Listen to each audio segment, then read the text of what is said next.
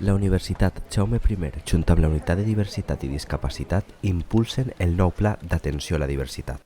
El principal seria l'atenció directa i el suport. Les persones són l'eix fonamental del nostre treball. Estem treballant en més de 457 exactament estudiants i estudiantes de la nostra universitat, més tot el seu professorat. Aquest pla inclou a Clara, una estudiant de periodisme amb mobilitat reduïda temporal que s'ha trobat amb dificultats per poder estudiar. En el meu cas, el pla d'inclusió de la universitat per a persones de mobilitat reduïda no m'ha oferit cap ajuda personalitzada i, de fet, si a mi no m'hagueren ajudat, no haguera pogut fer la vida d'universitat normal perquè, ja te dic, rampes, entrades i coses d'estes, impossible fer-les ja soles. L'oficina Vida Independent de Castelló no ha rebut cap cridada per part de la universitat per a la elaboració del pla.